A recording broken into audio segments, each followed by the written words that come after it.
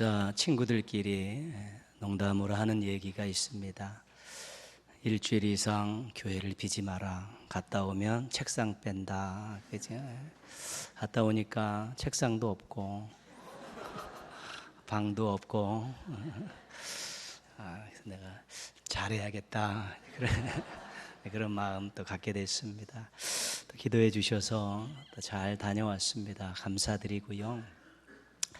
10,000km를 비행해서 달려갔는데 그곳에서 다양한 사람들을 많이 봤습니다. 체형도 틀리고 얼굴 색깔도 다르고 또 삶의 모습도 다 다른데 똑같이 먹고 일하고 또 수고하고 신앙생활하고 나름대로 또 그곳에서 각자의 인생들을 잘 살고 있는 모습을 보게 됩니다.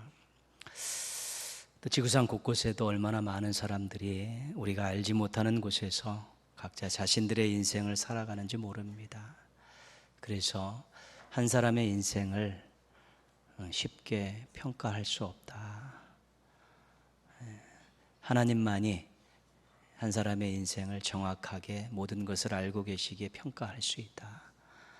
사람들의 삶을, 인생을 몇 가지 보는 것만 가지고 쉽게 평가하지 말아야겠다. 그런 생각들 들고요. 또 하나님 앞에서 그 수많은 사람들이 하나님 앞에서 나름대로 인생들을 살아가는데 나도 하나님 앞에서 부끄럽지 않게 그렇게 인생을 살아가야겠다. 그런 마음을 갖게 되었습니다. 우리가 사람들의 인생을 정확하게 평가할 수는 없지만 그 사람이 어떤 인생인가는 짐작할 수 있고 소개할 수 있습니다. 아브라함은 기다리는 인생이었습니다. 75세에 약속을 받죠. 큰 민족을 이룰 것이라는. 큰 민족을 이루기 위해서는 자녀들이 있어야 되는데 그가 25년을 기다려서 아들 이삭을 얻습니다. 또 40년을 기다려서 이삭이 결혼을 하게 되고요. 또 20년을 기다려서 예전 에서와 야곱 쌍둥이 손주를 보게 되는 것입니다. 175년을 살았는데 75년에 부름받아서 나머지 거의 100년의 인생은 약속을 기다리며 살았습니다. 근데 아들, 손자 2명 그거 본 것이죠. 그렇다고 해서 아브라함의 인생이 헛된 인생 아닙니다. 하나님의 약속을 기다리면서 믿음으로 기다리며 살았던 인생이기 때문에 하나님 보실 때 정말 멋지고 아름다운 인생이 될 수 있죠. 우리 사도 바울은 달려가는 인생입니다. 다메섹 도상에서 젊은 날 부활하신 예수님을 만납니다. 그 다음부터 이 자기가 핍박했던 예수를 전하는 복음 전파자의 삶을 살게 됩니다. 끊임없이 달려가지. 아시아 전역, 유럽까지 끊임없이 달려가는 그런 인생입니다. 사명의 길을 잘 달려가는 인생이고요. 자신 스스로도 디모데 후서에서 마지막 고백이죠. 나의 달려갈 길과 주 예수께 받은 사명. 자신의 인생이 달려가는 인생이었다고 그렇게 이야기하고 있습니다. 하나님 기뻐하시는 일을 위해서 부단히 끊임없이 달려가는 인생, 우리가 본받을 만하고 존경할 만한 그런 인생입니다. 다윗은 여러 가지 각도에서 이야기할 수 있지만 싸우는 인생이다, 그렇게 소개해드릴 수 있습니다. 어린 시절 골리앗과의 싸움에서 승리를 거두는 순간부터 전쟁터에 발을 디디게 되었습니다. 그러니까 사울에게 쫓겨 도망갈 때도 그를 따르는 많은 사람들을 데리고 블레셋의 용병으로 가서 그 블레셋이 싸우는 많은 전투에 참여를 했습니다. 그리고 왕이 되어서 주변에 있는 많은 나라들과의 전쟁을 통해서 그들을 꺾고 영토를 확장하고 그들에게 조공을 받는 그러한 일들을 했죠. 어떻게 보면 다윗의 인생은 싸우는 인생입니다. 거의 전쟁터에서 거의 자신의 인생들을 다 보냈던 그런 사람입니다. 다윗이 자신의 싸우는 인생을 참으로 아름답게 생각하고 귀하게 생각하고 감사하며 생각하면서 하나님만 바라보고 살았던 것을 우리가 다 알고 있습니다. 이 다윗의 이 싸우는 인생에 하나님께서 어떤 일을 하셨는가를 우리가 사무엘 하에서 알 수 있습니다. 사무엘하 5장 10절은 이렇게 말씀합니다. 만군의 하나님 여호와께서 함께 계시니 다윗이 점점 강성하여 가니라. 하나님이 함께 하시니까 점점 강한 군대를 거느리는 그런 지휘관의 자리에 서게 되었다는 것입니다. 사무엘하 8장 6절에 보면 다윗이 어디로 가든지 여호와께서 이기게 하시니라. 하나님께서 다윗을 도와서 늘 승리할 수 있는 그러한 좋은 결과를 얻게 하셨다는 것이죠. 다윗의 싸우는 인생은 물론 여러 가지 많은 사건들이 있었지만 승리하는 인생이었다는 것이죠. 하나님이 함께 하시고 하나님이 도와주셨기 때문에 그의 싸우는 인생이 승리하는 인생이 되었다고 성경은 아주 강하게 말씀해 주고 있습니다. 이런 승리의 뒤안길에 있었던 두 가지 사건은 우리에게 큰 교훈을 안겨줍니다. 첫 번째 사건은 밧세바 사건입니다. 유부녀를 그가 빼앗고 그의 남편을 전쟁터에 나가 죽게 만든 음행과 살인을 저질렀던 다윗의 평생의 오점인 그러한 사건입니다. 근데 이 사건이 언제 일어났냐면 부하들이 나가서 전쟁을 치르고 있는 그 사이에 일어났다는 것입니다. 자신도 평생을 전쟁터에 살았던 사람입니다. 얼마나 위험하고 무섭고 힘든 상황인지 다 알고 있습니다. 부하들이 거기 나가서 전쟁을 치르고 있으면 그는 당연히 걱정해야 되고 기도해야 되고 늘 수시로 보고를 받으면서 나름대로 자신의 그러한 평생의 그런 장수로서의 노하우들을 계속 전달하면서 전쟁을 왕궁에서도 이끌어야 됐습니다. 그러나 이 싸우는 인생에서 벗어나서 한가롭게 거닐다가 한 여인을 보고 범죄하게 된 것입니다. 자신의 인생 잘 걸어가다가 방심해서 엉뚱한 길로 걸어가게 되면 거기서 큰 낭패를 볼 수밖에 없다는 것입니다.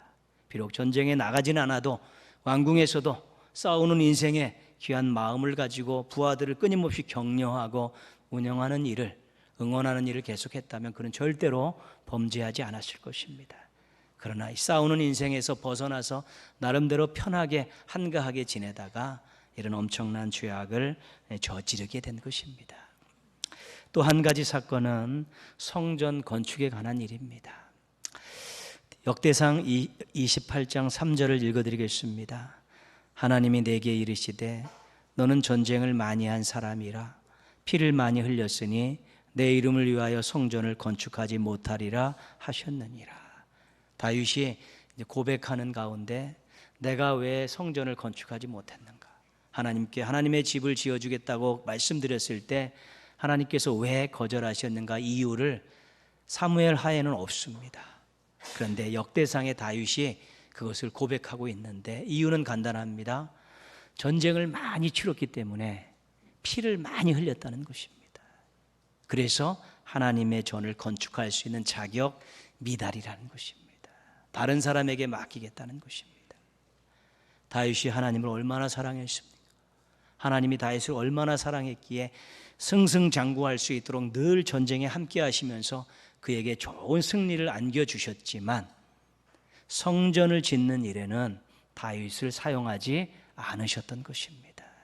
그래서 모든 것에 다 쓰임받겠다는 욕심을 버리지 말아야 되는 것입니다. 하나님께서 자신을 쓰시는 분야가 있고 기간이 있는 것입니다.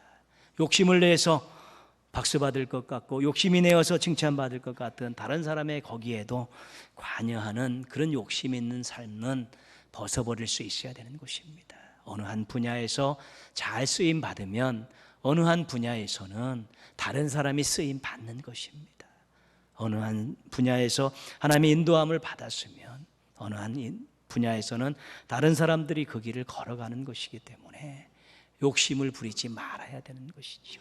다윗은 전쟁에서는 쓰임받은 왕이었지만 하나님의 성전을 건축하는 왕이 될 수는 없었기에 우리가 쓰임받음에 있어서 다른 사람의 쓰임받는 사명에까지 욕심을 부리고 그 자리를, 그 일을 빼앗으려는 그런 일들은 절대로 하지 말아야 되는 것입니다.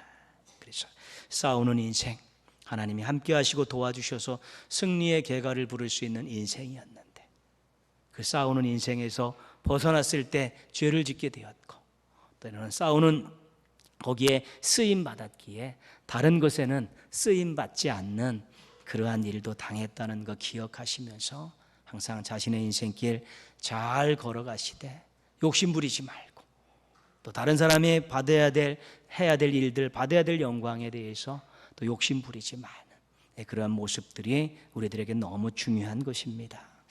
여러분은 여러분의 인생이 어떤 인생이라고 생각하십니까? 어떤 인생을 살고 싶으십니까? 모든 인생에 있어서 가장 중요한 것은 하나님이 함께 하시는 인생입니다. 하나님이 함께 하시는 인생 위에 자신의 개성 있고 특징 있는 인생들을 살아가는 것입니다. 하나님이 함께 하심이 기반이 되어 있지 않은 인생은 기대할 것이 없습니다. 자기 스스로 모든 일을 해야 되는 것이고, 자신 스스로 모든 일을 하다 보면 한계에 부딪히게 되고, 그래서 낙심하고 포기하고 아무런 마음의 감격과 의미도 찾지 못하는 그런 삶을 살아갈 수밖에 없기 때문에 그렇습니다.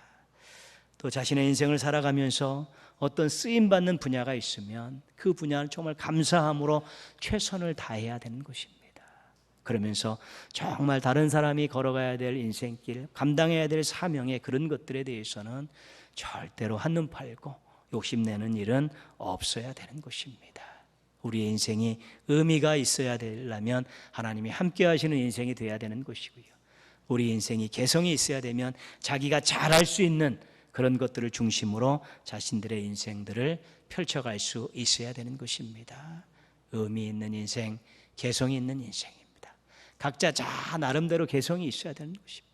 각자 잘하는 것이 있고 관심 있는 것이 있고 하나님이 부르신 것이 있기 때문에 그 부분에 대해서 전력을 다해 갖고 특색 있고 개성 있는 인생을 만들어 가는 것이지요. 그렇기 때문에 다른 사람의 인생이 소중한 것입니다. 그렇기 때문에 다른 사람의 인생을 인정하고 격려할 수 있어야 되고, 때로는 서로 협력할 수 있어야 되는 것입니다. 하나님의 함께 하심과 또 여러분들이 부름받고 잘하는 것에 또 최선을 다하셔서 의미 있고 개성 있는 인생 살아가시기를 주님의 이름으로 축복합니다. 큰 일을 앞에 둔 사람들은 대부분 두려움이 있습니다. 이것은 어찌할 수 없는 일입니다. 왜냐하면 앞으로 어떤 일이 전개될지 모르기 때문에 그렇습니다. 자신의 능력이 부족해서 주저앉을 수도 있고, 자신보다 강한 사람들 때문에 자신이 꺾일 수도 있고, 감당할 수 없는 일 때문에 주저앉을 수도 있기 때문에 큰 일을 앞에 놓은 사람은 늘 두려움이 있습니다. 전쟁을 앞에 놓고 있는 장수와 병사들도 예외는 아니지 않습니다. 적들의 상황이 어떤지 모르고 작전이 어쩐지 모르고 그들의 군사력과 무기가 정확하게 파악되지 않고 또 자신들의 또 아군의 진영에서 여러 가지 문제가 있을 때는 두려울 수밖에 없는 것입니다. 그래서 지휘관이 중요한 것이죠. 지휘관은 상대방의 적군의 모든 형편과 처지들을 정확하게 판단을 합니다. 그리고 아군에 대해서도 정확하게 판단하고 이 병사들이 사기를 잃지 않도록 엄청나게 사기를 북돋아 주는 것이지요. 그러고 나서 이 병사들을 데리고 승패를 알 수 없는 전쟁터를 향해서 어떤 일을 만날 수 있는지 모르는 그런 상황 속에서 어떤 장애물들이 놓여 있는지 모르는 상황 속에서 그 사기 충천한 병사들과 함께 앞으로 나아가는 것입니다. 이 사무엘하 22장은 다윗의 승전가입니다. 싸우는 인생을 살았던, 수많은 전쟁을 겪었던 다윗이 그런 모든 것들을 돌아보면서 어떻게 해서 승리할 수 있었던가를, 어떻게 하면 승리할 수 있었던가를 고백해 놓고 있는 것입니다. 이 승리의 원인이 어디에 있었는가를 이 노래 속에 담아놓고 있는 것입니다. 사무엘하 22장은 감사고 감격이고 간증입니다. 수많은 전쟁터를 겪으면서 전쟁을 경험하면서 싸우는 인생을 살았던 다윗이 쏟아내었던 아름다운 고백이고 노래이기도 한 것입니다. 오늘 이 사무엘하 22장에서 가장 중요한 말씀은 29절 말씀입니다. 29절 말씀 같이 한번 읽겠습니다. 여호와여, 주는 나의 등불이시니 여호와께서 나의 어둠을 밝히시리이다. 아멘. 하나님은 나의 등불이십니다. 그래서 어두운 앞날을 밝히 비춰주시는 분입니다. 그런 뜻입니다. 자신의 미래를 밝히 비춰주시는 분이 하나님이라는 것이지요. 전쟁의 결과를 알 수가 없습니다. 어떤 일을, 어떤 위험한 일을 만날지 알 수가 없습니다. 그러나 다윗의 마음속에 하나님은 나의 등불이십니다. 내가 알 수 없는 미래를 향해, 어두움 깔린 미래를 향해 내가 싸우러 나아가지만 하나님께서 등불을 비춰주셔서 승리의 빛을 안겨주실 것을 확신합니다. 이런 마음을 가지고 그가 병사들을 독려해서 전쟁터로 뛰어나갔는데 그 하나님의 등불 되신 하나님을 의지하고 뛰어나갔다는 것입니다. 이런 믿음의 고백이 있으니까 그의 태도가 나오는 것이죠. 30절 말씀입니다. 30절 말씀 같이 한번 읽도록 하겠습니다. 내가 주를 의뢰하고 적진으로 달리며 내 하나님을 의지하고 성벽을 뛰어넘나이다. 아멘. 적진으로 뛰어들었지만 그 주변은 전부 자신을 해하려는 사람들밖에 없습니다. 높은 성벽을 치워놓고 장애물들을 만들었는데 그것을 뛰어넘기가 쉽지 않습니다. 뛰어넘어도 그 너머에 어떤 위험이 도사리고 있는지 모릅니다. 그러나 등불 대신 하나님께서 나의 미래에 밝은 빛을 비춰주실 것을 믿고 그 적진을 힘차게 사기 충천해서 달리면서 성벽을 뛰어넘고 장애물들을 뛰어넘으면서 이 전쟁을 치러내고 있는 것입니다. 용기 백배해서 사기 충천해서 이 백성들과 이 군사들과 함께 이 멋진 전쟁에서 반드시 하나님께서 밝은 빛을 비춰주시고 승리의 빛을 안겨주실 것을 믿고 그가 힘차게 앞을 향해 전진하고 그 싸움에서 승리의 계가를 부르고 있는 것입니다. 밝은 미래를 주실 분으로 믿고 앞으로 나아가서 그가 엄청난 놀라운 역사들을 경험했던 것을 이 말씀 속에 고스란히 쏟아놓고 있는 것입니다. 이렇게 나갔을 때 하나님께서 그를 어떻게 도우셨는가? 어떻게 생각하면 앞부분에 그 하나님이 도우시는 방법들이 굉장히 만화적입니다. 비유적이기도 하죠. 몇 가지만 읽어드리면요. 10절 그가 하늘을 두리우고 강림하시니 11절 그룹을 타고 나르시며 바람 날기 위해 나타나셨도다. 15절 화살을 날려 그들을 흩으시며 번개로 무찌르셨도다. 이거 어떻게 보면 이런 그림 아닙니까?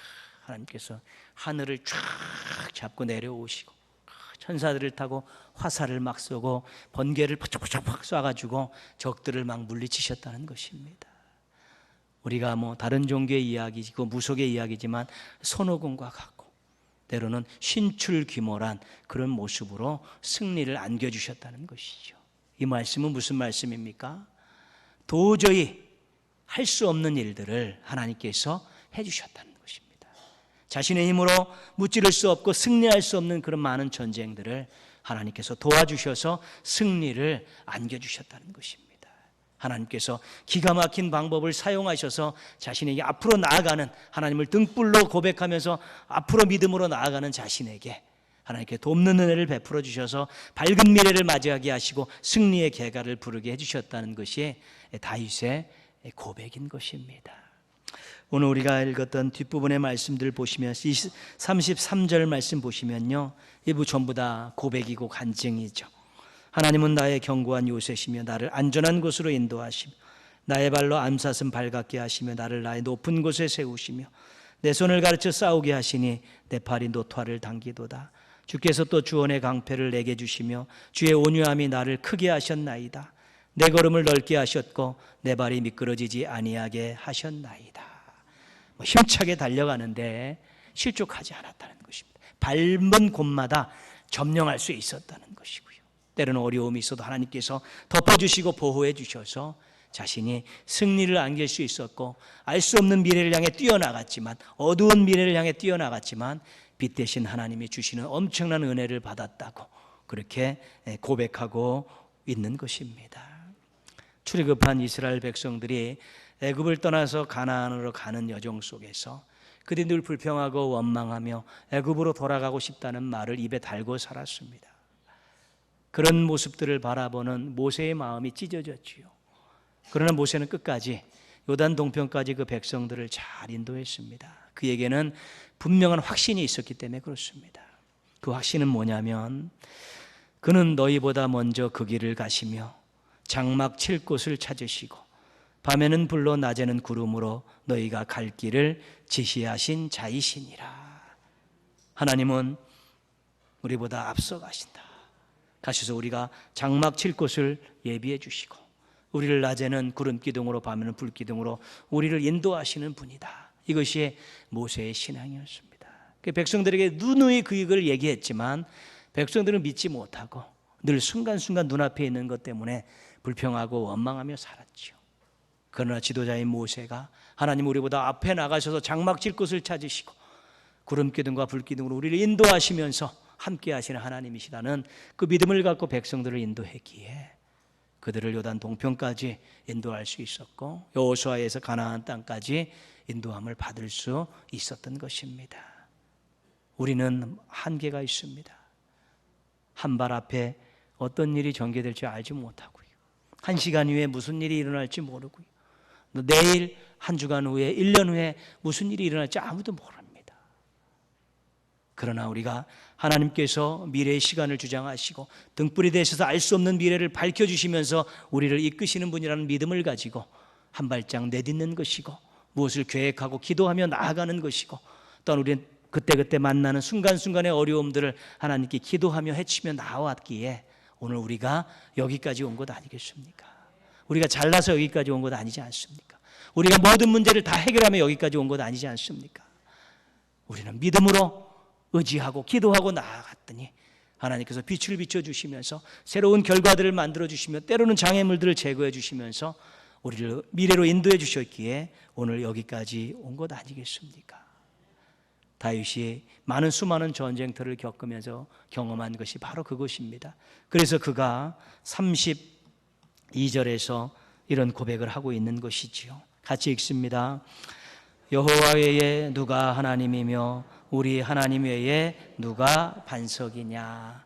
하나님밖에 없습니다. 알 수 없는 미래를 향해 나아가는 내 인생길에 밝은 빛을 비춰주실 분은 하나님밖에 없습니다. 전쟁과 같은 이 세상을 살아감에 있어서 나에게 승리를 안겨주실 분은 하나님밖에 없습니다. 내가 미련한 감도 있고 무능력함도 있고 때로는 신앙도 뒤죽박죽 되어지고 손바닥 뒤집듯이 뒤집는 그런 부분이 있지만 그래도 하나님께서 여기까지 인도하실 때 하나님이 등불 되셔서 빛을 비춰주시고 능력이 되셔서 도움을 주셨기에 여기까지 올 수 있었습니다. 이것이 다윗의 전쟁의 고백이 우리의 인생을 살아가는 우리의 고백과 같은 것입니다. 앞으로도 우리는 우리의 알 수 없는 미래를 향해 우리의 인생의 발걸음들을 내디뎌야 되는 것입니다. 또 계획을 세우고 준비하고 기도하며 또 나아가야 되는 것입니다. 그러나 가장 중요한 것, 여호와는 나의 등불이십니다. 이 믿음의 고백을 가지고 그때그때 만나는 어려움 속에서는 하나님께 부르짖어 기도하며 나아가게 되면 우리가 어둠을 향해 가는 것 같지만 멈춰선 곳이 빛이 있고요. 우리가 장애물 앞에 서 있는 것 같지만 어느 순간에 장애물을 넘어서 있는 아름다운 삶의 터전들을 발견할 수 있게 될 것입니다.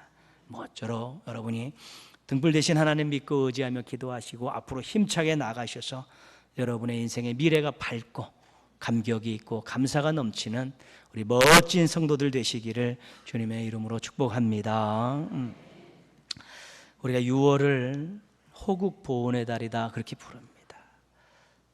무슨 의미입니까? 나라를 위해 수고하고 희생한 분들을 기억하고 은혜를 갚는 그런 마음으로 살자 그런 뜻이지요. 근데 이곳에 아픔이 있는 것이지요. 나라를 위해 수고하고 희생했던 분들이 너무 많다는 것입니다. 우리의 역사 가운데 나라를 위해 수고하고 희생한 분들이 무진장에 많다는 것입니다. 왜냐하면 이 나라의 역사가 그렇게 평탄한 역사가 아니었기 때문에 그렇습니다. 많은 침략도 받고요. 강대국의 압력 속에서도 살았고요. 자체적으로도 지도자들의 이기적인 모습 때문에 눈물을 흘린 국민들도 많이 있었고요. 서로 좀 돕고 격려하고 상생하는 모습이 아니라 그냥 서로 자기 살겠다고 그렇게 자기 인생에만 집중하고 살았던 많은 사람들 때문에 평탄하지 않았다는 것입니다. 그런데 그 나라를 지키기 위해 또 그 나라를 아름답게 만들기 위해 수고하고 희생하신 분들이 많이 있기에 그분들의 기억하고 이름을 기억하고 할 일을 기억하고 좀 보답하는 마음으로 살자고 6월 한 달을 그렇게 정해놓은 것이지요. 6월 한 달이 정말 힘든 달이고 슬픔의 달이고 아픔의 달이고 그렇지 않습니까? 이제 우리가 내일 모레 또 6.25 전쟁의 또 기념일을 맞이하지 않습니까? 아직까지도 그 상처가 아물지 않습니다. 지구상 유일한 분단 국가의 아픔이고요. 서로 적대 관계에 있고요. 언제 전쟁이 날지 모르는 휴전 상황에 있고요. 더욱이 또 핵이라는 무기가 상존하기 때문에 누구 한 사람 마음 잘못 먹으면 어떤 일이 당할지 모르는 큰 아픔의 어둠의 삶을 살아가고 있는 것이 이 나라의 현실입니다. 강대국들의 끊임없는 압력에 희생양으로 살아왔던 시간들이 오래고요. 지금도 여전히 벗어나지 못하고 있습니다. 지도층의 불의로 인한 국민들의 아픔이 계속되고 빈익빈 부익부 현상들 가중돼 가고 있습니다. 어떻게 보면 암흑기라고 할 수 있습니다. 그래도 우리나라가 경제적으로 어느 정도 살기 때문에 누리는 것 많고 또 마음껏 먹고 살기 때문에 그런 위기감을 잊어버리고 살 수도 있지만요. 가장 위험한 지구상의 지역 가운데 한 가지입니다. 언제 전쟁이 터질지 모르고 언제 핵이 터질지 모르는 그런 상황이고 내부적으로도 서로 그렇게 들끓고 서로 물어뜯고 서로 못 잡아먹어서 아웅거리는 그런 일들이 지금도 계속 상존하고 짜증이 날 정도로요. 나라를 이끌어가고 나라의 부족한 부분들을 채워가고 국민들을 위로하면서 격려하면서 미래를 향해 나가야 되는데 그냥 별것도 아닌 거 가지고들 서로 싸우고 본질적이지 않은 것 가지고 자기들 이익 가지고 싸우면서 그런 지도층들을 바라보면서 좀 어떻게 해야 되는가 그런 생각들이 많이 들죠. 누구 한 사람 이 나라가 1년 후에 좋아지겠다고 장담할 수 있는 사람 아무도 없습니다. 이 나라의 미래가 밝은 미래가 될 것이라고 이야기할 수 있는 사람이 아무도 없습니다. 당연한 것이지요. 현상이 그렇고 능력도 없기 때문에 그렇습니다. 1941년 시인 윤동주는 새벽이 올 때까지는 시에서 이런 이야기를 합니다. 이제 새벽이 오면 나팔 소리 들려올 거에다.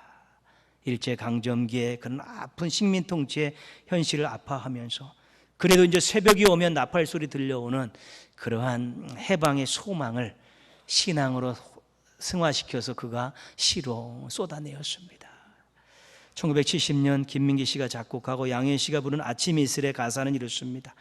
긴 밤 지새우고 풀잎마다 맺힌 진주보다 더 고운 아침 이슬처럼 이 밤이 지나면 아침 이슬 같은 그런 새로운 날을 맞이할 것이라고.